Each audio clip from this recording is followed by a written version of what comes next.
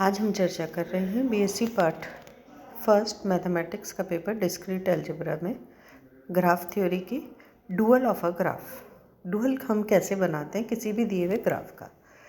तो डुअल किसी planner graph का जब बनाना होता है तो हम क्या करते हैं कि आपने जितने भी रीजन्स आपके ग्राफ के अंदर हैं उनको मार्क करते हैं। हर रीजन के लिए रिस्पेक्ट में डुअल के अंदर एक वर्टेक्स होता है। डुअल ग्राफ में एज की जब हम बात करते हैं तो जब भी दो रीजन्स जी में होते हैं वो सेपरेट होते हैं एक दोनों रीजन्स बाय एन एज, तो हमारे पास में डुअल ग्राफ में एक एज आती है। और एक सेल्फ लूप की जब हम बात करते हैं, सेल्फ लूप होगी डुअल में when the same region appears on both sides of an edge. यदि किसी एज के दोनों तरफ का रीजन सेम होगा दिए हुए ग्राफ जी में तो आपके डुअल ग्राफ के अंदर एक सेल्फ लूप आएगी।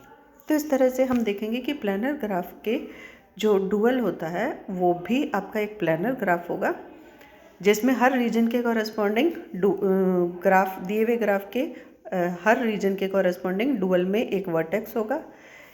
हर एज जो होगी तो डुअल के आपकी जो एजेस हैं वो हम कैसे डिफाइन करेंगे कि जब भी दो रीजन्स एक एज के द्वारा सेपरेट हो रहे हैं दिए हुए ग्राफ में तो वहाँ पर आपके एक एज डुअल में भी होगी, और अगर सेम रीजन है किसी एज के दोनों तरफ तो उस वर्टेक्स उस एज की जगह वहाँ पर एक सेल्फ लूप हो जाएगी।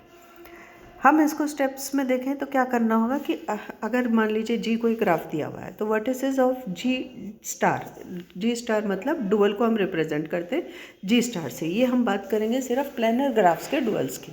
तो जी स्टार जो है तो वर्टिसेस ऑफ जी स्टार क्या है, कैसे निकलते हैं, they correspond to the faces of the regions on G. यानी कि जी में जितने रीजन्स होंगे जी स्टार में आपके उतने ही वर्टिसेस होंगे। So for each region R I in G we draw vertex P I. फिर स्टेप 2 में हम देखेंगे कि दो रीजन्स आर आई और आर जे मान लीजिए ये एडजेसेंट हैं, यानी कि उनमें एक कॉमन एज है। तो क्या होगा कि हम एक एज डालेंगे डुअल ग्राफ में किसके मध्य, पी आई और पी जे। जो रीजन्स में हमने वर्टिसेस इंड्यूस किए हैं उनको हम एज द्वारा जोड़ देंगे। कब, जब दो रीजन्स जो हैं आर आई और आर जे एडजेसेंट हैं ओरिजिनल ग्राफ में। That intersects the common edge between R I and R J exactly once. कब, जब आपके R I R J adjacent हों तो हम ड्रॉ करेंगे एक line joining P I and P J that intersects the common edge between R I and R J exactly once. एक ही बार उस एज को ये इंटरसेक्ट करें। फिर स्टेप 3 में हम देखेंगे कि if there is more than one common edge between R I and R J then we draw an edge between P I and P J for each common edge. जितनी common edges आपके होंगी दो regions are I और R जे के बीच में उतनी ही आपकी edges draw करनी पड़ेंगी हमें पी आई और पी जे में डुअल ग्राफ के लिए। फिर हम देखेंगे for an edge E which lies entirely in one region, say R K, then we draw a self loop at P K intersecting the edge exactly once। यानी कि अगर हम देखें कि कोई एज एक रीजन के अंदर पूरी तरह से निहित है, R K मान लेते हैं वो रीजन है जिसमें कि ये एंटायरली आपकी एक एज ई जा रही है, देन उस के लिए हम, क्योंकि एक आर के रीजन के कॉरेस्पॉन्डिंग वर्टेक्स है पी के, तो हम क्या करेंगे कि पी के ऊपर एक सेल्फ लूप हम ड्रॉ करेंगे। फिर हम ये कह सकते हैं कि ये जो आपके डुअल्स हैं उनके बारे में हम क्या निष्कर्ष निकालते हैं कि in a planar graph G corresponding to a loop there will be a pendant edge in its dual G star. जब जब आपके पास में प्लानर ग्राफ जी के अंदर एक लूप होगी जी स्टार यानी कि डुअल ग्राफ में, तब तब एक पेंडेंट एज होगी and corresponding to a pendant edge in G there will be a loop in G star. अगर लूप है ओरिजिनल ग्राफ में तो उसके डुअल में पेंडेंट एज होगी। अगर ओरिजिनल ग्राफ में पेंडेंट एज है तो उस डुअल ग्राफ में आपके लूप होगी। कॉरेस्पॉन्ड फिर सेकंड है कि corresponding to sequential edges in G the dual G star will have parallel edges and corresponding to parallel edges in G dual G star will have edges in sequence। मतलब अगर आपकी दिए हुए graph G में एक sequence में edges आ रही हैं तो G स्टार में यानी कि डुअल में पैरेलल एजेस होंगी, और अगर जी में ओरिजिनल ग्राफ में पैरेलल एजेस हैं तो उसके कॉरेस्पॉन्डिंग आपके जी स्टार डुअल ग्राफ में एक सीक्वेंस में क्रम में आपकी एजेस होंगी। फिर नेक्स्ट इंपॉर्टेंट प्रॉपर्टी जो हम कंक्लूड करते हैं ये है कि the number of edges bounding a region R I of G will be the same as the degree of the vertex P I, कि जो number of edges bounding a region R I है G के अंदर original graph में वो किसके बराबर होगा, it will be the same as the degree of the vertex P I. जो आपने आर आई रीजन है उसमें कितनी एजेस बाउंड कर रही हैं उस रीजन को, उतने ही आपकी डिग्री होगी उस वर्टेक्स की जो उस रीजन में हमने ड्रॉ किया है, यानी कि पी आई में डुअल के अंदर। और कन्वर्स की जितनी आपकी डिग्री है डुअल ग्राफ के किसी वर्टेक्स की उतनी ही उस रीजन में उससे एसोसिएटेड जो ओरिजिनल ग्राफ का रीजन है उतनी ही आपकी बाउंड्री एजेस होंगी। फिर है नेक्स्ट प्रॉपर्टी कि the dual G star of a planar graph G is also planar. अगर हम प्लानर ग्राफ का डुअल बनाते हैं तो वो भी प्लानर होगा। प्लानर मीन्स नॉन इंटरसेक्टिंग, हम ये बात ऑलरेडी डिस्कस कर चुके हैं। फॉर एग्जाम्पल हम पहले साधारण से एग्जाम्पल लें कि ये एक ग्राफ है आपका जी जिसमें 3 वर्टिसेस हैं V1 V2 V3। अब इस ग्राफ में अगर हमें इसका डुअल बनाना है तो हमें क्या करना होगा, सबसे पहले हम इसके रीजन्स को मार्क करेंगे। तो इसके रीजन्स को देखिए हमने मार्क किया, 2 रीजन्स होंगे इस ग्राफ में R1 और R2। एक तो ट्रायंगुलर रीजन के अंदर R1 मार्क कर लिया, एक outer reason exterior reason R2। अब हमारे पहले स्टेप में हमें क्या करना है कि हमारे ये रीजन्स आइडेंटिफाई हो गए तो प्रत्येक रीजन में एक हम वर्टेक्स डाल देंगे। तो हमने एक P1 डाल दिया R1 के अंदर वर्टेक्स और एक P2 ले लिया R2 रीजन के अंदर। अब क्या करना है, हमें बाउंड्री के हिसाब से एजेस डिसाइड करनी है। तो देखिए R1 के लिए V1 V2 एक आपकी एज है R1 और R2 के लिए कॉमन बाउंड्री है V1 V2। तो हमें क्या करना होगा कि ये जो P1 और P2 है इसमें एक एज ऐसी ड्रॉ करेंगे जो कि इस V1 V2 एज को काट रही है। तो ये हमने एक एज ड्रॉ की, ये जो सेमी सर्कुलर नीचे की तरफ आ रही है कटिंग आपके इस V1 V2 एज को P1 और P2 को ज्वाइन करने के लिए। फिर हम देख रहे हैं V2 V3 एक एज है, वो भी R1 R2 की बाउंड्री एज है, दोनों की कॉमन बाउंड्री एज है। तो फिर से हम क्या करेंगे कि इन दोनों में स्थित जो आपके वर्टिसेस हैं यानी कि P1 और P2 इनको V2 V3 से क्रॉस करते हुए फिर जोड़ेंगे एक एज के द्वारा। तो ये ऊपर वाला सेमी सर्कुलर रीजन आ गया। फिर आप देख रहे हैं कि V1 V3 ये दोनों के लिए V1 V3 भी बाउंड्री एज है R1 R2 के।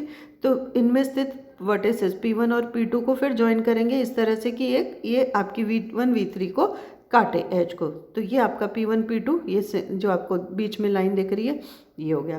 तो अब हमने क्या देखा कि ये जो आपकी एजेस वर्टिसेस हर रीजन में डाल दी, एजेस देख ली। तो अब हमारे पास में ये जो डुअल ग्राफ आ गया वो इस तरह का कुछ ग्राफ आ गया कि P1 P2 के मध्य आपकी 1 2 और 3 पैरेलल एजेस हो गई। ये तो सिंपल सा एक सिंपल ग्राफ प्लानर ग्राफ था, उसी का हमने डुअल बनाया। अब थोड़ा सा हम बड़ा ग्राफ लेते हैं कॉम्प्लिकेटेड, जिसमें कुछ रीजन्स ज़्यादा हैं, लूप वगैरह हैं।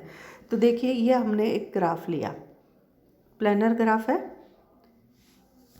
इसमें हमने रीजन्स मार्क किए। तो R1 R2 R3 R4 R5 और R6 ये रीजन्स हमने इसमें मार्क कर दिए। तो अब इसका डुअल लगाने के लिए हमें क्या देखना है कि सबसे पहले हम हर रीजन में एक वर्टेक्स को इंसर्ट करें। तो प्रत्येक रीजन में हमने वर्टेक्स यहाँ पर इनकॉर्पोरेट किया, P1 P2 P3 P4 P5 P6 जिसे हमने रेड डॉट से रिप्रेजेंट किया इस ग्राफ के अंदर। अब क्या करना है कि आपको हर रीजन में आपने ये डाल दिया, अब एजेस डिसाइड करनी है। तो एजेस के लिए फिर से वही क्रम रहेगा कि हम सबसे पहले आते हैं R1 के अंदर। R1 जो है उसमें आपकी R1 रीजन जो है उसमें हम देख रहे हैं R1 जो है वो बाउंड्री शेयर कर रहा है R2 से, R3 से, R4 से, नॉट R3 सॉरी, R1 जो शेयर कर रहा है बाउंड्री R2 से R6 से। तो आपको P1 वर्टेक्स को P4 वर्टेक्स से और P1 ही वर्टेक्स को P6 से जोड़ना होगा। तो ये हमने जोड़ दिया। अब हम देख रहे हैं कि इसकी 2 बाउंड्री से शेयर कर रहा है, तो हमें P1 और P6 के बीच में 2 पैरेलल एजेस बनेंगी। दूसरा हम देख रहे हैं कि R1 एक ऐसा रीजन है जिसके अंदर की पूरी एक एज अंदर निहित है, पेंडेंट एज है, तो इसलिए हमारा पेंडेंट एज होते ही R1 रीजन में P1 पर एक सेल्फ लूप आ गया, जो हम यहाँ पर देख रहे हैं कि रेड डॉट से हमने रिप्रेजेंट किया है। इसी तरह से हम देखेंगे कि R5 रीजन पे सेल्फ लूप है, तो R5 जो सेल्फ लूप है तो हम देखेंगे कि P5 जो है उस पर एक पेंडेंट एज आपकी इस रीजन में आ जाएगी, तो P5 पर हम एक पेंडेंट एज डाल दिया। अब आपके पास में इसी तरह से हम देखेंगे कि जहाँ जहाँ कॉमन एजेस आपके पास में आ रही हैं, दो रीजन्स के एडजेसेंट रीजन्स हैं, जैसे हम R3 और R4 के मध्य हम देख रहे हैं कि एक आपकी एज कॉमन है, तो R3 और R4 में P3 P4 के मध्य एक एज आ जाएगी। R2 R3 के मध्य आप देख रहे हैं कि एक एज कॉमन है, तो P2 और P3 जो है उसके मध्य आप देख रहे हैं कि ये एज आ गई। तो फिर R6 जो है, क्योंकि R6 तो आपका एक्सटीरियर रीजन है, वो सभी रीजन्स को R3 के अलावा बाकी सभी regions R1 R2 R4 and R5 इनसे बाउंड्री शेयर कर रहा है, तो P6 जो वर्टेक्स है वो P3 के अलावा बाकी सारे वर्टेक्सेस से एज द्वारा कनेक्ट होगा, तो उनकी हमने एजेस बना दी। तो इस तरह से हम देख रहे हैं कि ये जो आपका डॉटेड रेड डॉटेड लाइन वाला ग्राफ है, ये आपका नया डुअल ग्राफ दिए हुए प्लानर ग्राफ जी के लिए हो गया। तो इस तरह से हम किसी भी प्लानर ग्राफ का डुअल बना सकते हैं। अब इससे रिलेटेड एक इम्पॉर्टेंट थ्योरम है, ये कहते हैं कि let G be a connected planar graph, then G is isomorphic to the dual of G, that is G star star. कि G अगर कनेक्टेड प्लानर ग्राफ है तो G is isomorphic to the dual of G. So we know that if G be connected planar graph, then there is a vertex V in the dual G star corresponding to each region R of G.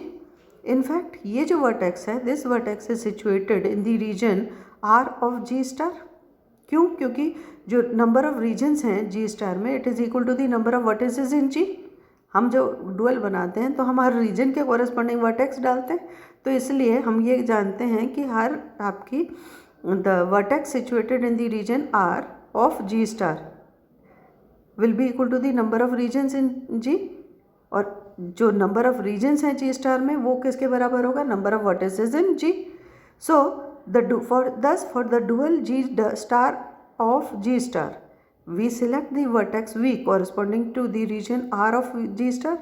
तो इसका क्या मतलब हो गया कि हमारा G और G star star में एक आइसोमॉर्फिज्म हो जाएगी, क्योंकि रीजन्स के कॉरेस्पॉन्डिंग वर्टिसेस के कॉरेस्पॉन्डिंग रीजन्स हैं, तो जब हम उसका डुअल लिखेंगे तो फिर से हर रीजन के कॉरेस्पॉन्डिंग वर्टेक्स मिल गया, यानी जी में और जी डबल स्टार में जो वर्टिसेस होंगे वो आइडेंटिकल तरह से चूज करे जाएंगे 1:1।